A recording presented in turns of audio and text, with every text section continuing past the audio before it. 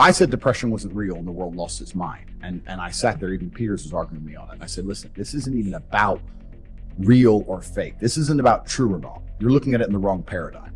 I'm explaining to you that I'm a human who gets to live one life, hopefully more, but let's say one life. And I'm going to adopt a mindset that gives me the optimum human experience. I'm going to believe in things that make me powerful. I'm not going to believe in anything that takes power away from me. The reason I don't say depression is real, the reason I don't believe in it is that heaven forbid the worst things on earth happen to me. I can never be clinically depressed because I don't believe it's a real thing. Mm-hmm. I can't be haunted by a ghost if I don't believe in ghosts. Mm-hmm. I said this before on another podcast. If you have two men in different haunted houses, one believes in ghosts, one doesn't. The one who doesn't believe in ghosts is going to sleep just fine. The one who does, he's the one giving power to the fear. He's the one who's going to be afraid of it. So I'm saying, why would I believe in depression? Because if I believe in it, I have to be fearful of it and it might strike me and get me down. If I believe in feeling depressed sometimes, but knowing I'll get better, then I'm okay, right? But if I believe in the clinical idea of becoming depressed and having depression and not being able to get rid of it, then I'm not going to be okay. So I said, I don't believe in it. I refuse to believe in it. And when I said this, a whole bunch of depressed people started attacking me. And I was sitting there going, why would I want to adopt the thinking of someone who is sad? Yeah. You just told me you're suicidal. And I should think like you. A lot of people I'm like, no. And this is why this whole idea of clinical depression is so dangerous, right? Because you're telling these people, oh, you have a disease. It's not your fault. No, it is your fault. Yeah. It's absolutely not really your fault. If I lived your existence, I'd be depressed. Yeah. Your life's shit, right? And especially in the world we live in today, and especially for a man, most men have very, very depressing existences. It's easy for us all to sit here in Abu Dhabi, right? You're fighting on the UFC. We're all somebodies. You're on YouTube. We're running around with money, whatever. If you're Joe Schmo in the modern world as a dude, it's fucking depressing. Yeah. Of course you're depressed. Yeah. I get it, but you can't sit there and believe you have a disease. You have to accept that there's a lifestyle you need to change, and that gives you power. Especially like people that never gone through anything tough in their life. Yeah. Ever. Never even put themselves in a scenario to be tough, and then they're sitting there bored. They're like, I'm depressed. Yeah, and then these are the people who attack us, right? Yeah, because they're unhappy, and when you're truly unhappy, you want to spread it. It's unhappiness is kind of like a disease. Misery loves company, right? Yeah. Hurt people. It's absolutely true. But like the depression that would come from maybe a family member dying. That's feeling depressed. I believe in that, absolutely. But I don't believe in having a clinical disease. Mm-hmm. I mean, losing a family member and being upset about it, that's absolutely not really healthy. Like, we've all been through that. But saying I now have a clinical disease, I don't know. I just don't understand this link where they're saying that you feel sad because of a scenario and that's now somehow a disease. It's deciding the reality you want, and you're completely true about the anxiety. So like, if I was still pro fighting, it'd be different. Yeah. Now my life, even now, I'll admit, my life is an anxious life. Like I have smartphones as a whole and social media as a whole, to a degree, are poison, man. Like I am absolutely not really a phone addict, and I wake up in the morning and it takes me 3 hours to clear my WhatsApp messages, and I need it clear. My brain has to be empty.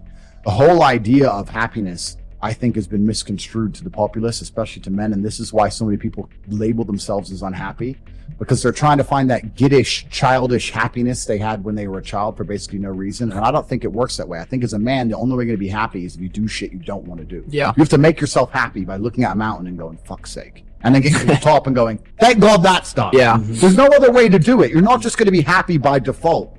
You have to go through pain. And if you're not prepared to go through pain, you're not going to be happy. Yeah. And it's also the way you label yourself. Like, I truly am, like I said, I don't believe in things that take power away from me. And people wake up and go, oh, I'm not happy today or otherwise. I believe happy can be quite binary. Instead of looking at it as a scale, I think unless you're distraught, unless you're genuinely about to cry your eyes out because of loss of a family member or something, unless you're distraught, which hopefully doesn't happen very often, then you're happy. You may be slightly less happy than the other day, but you're still happy overall. Like, as long as nothing bad has happened, you have to wake up and go, okay, I'm alive. My people around me. It's a mindset. It's a happy day. It's a mindset. It's a happy day. Okay, I got stuck in traffic, whatever, but it's a mindset. But you're completely right about going through difficult things. And obviously as a fighter, you know that very well. And even now, people say to me, Andrew, why don't you just take your money and just retire and just chill? I'm like, I'd be miserable. Yeah, just chill, sit there. I need to be, maybe I'm not fighting in the cage. Now I'm fighting the Matrix and all the social media companies. I can't stop. I need something to go against. It's just like some men are born that way. Otherwise, I think that's human. Keep conquering. That's just what human biology is, to we're here to do shit. We're here to work. We're not here just to chill. Yeah. Like retiring from what? From working that. As long as you enjoy work, it's not fucking work.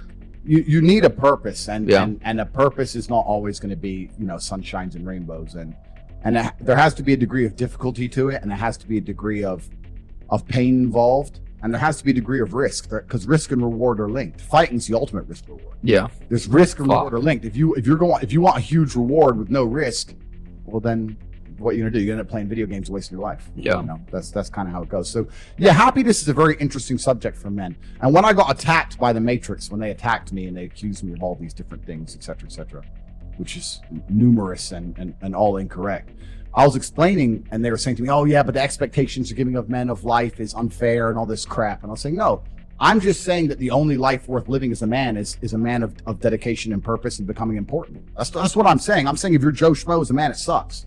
So stop being Joe Schmo." I'm telling the younger generation that if they don't get up and work hard and make sure that they're important, that the world's not going to give a shit about them. Yeah. And 99% of my content was aimed at men. It had nothing to do with women at all. Yeah. They attacked me with the misogyny garbage. But the truth is 99% of my content was aimed at men, telling you the truth, saying that as a man, you're born with no inherent value. You have to become important. You have to go through some pain or go through some suffering to make people care about you. Otherwise, you're not going to matter.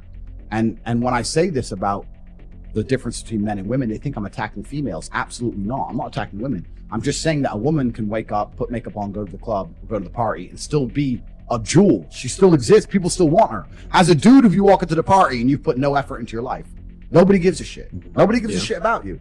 And every man out here knows. And one of the great things about the masculine journey and masculinity is that we've all lived a semi-similar story. It's kind of cool. Like, we've all been the teenager, gets heartbroken.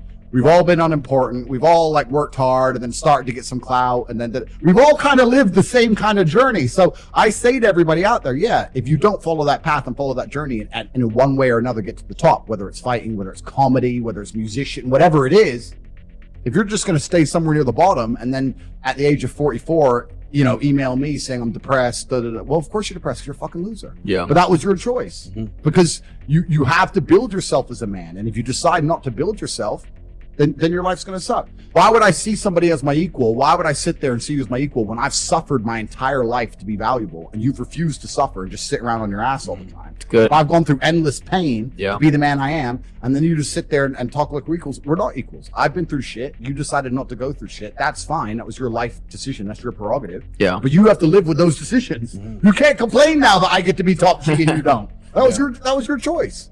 Yeah. So it's kind of, that's the thing about being a man, and that's what I was saying to the kids. It's like, look, you need to get up, and it's going to be very, very difficult. The world's getting harder and harder, especially for men. It's all clout, it's all status, it's all. There's no way you're going to matter unless you get up and you work extremely hard. And for some reason, they thought I was toxic and I had to be deleted.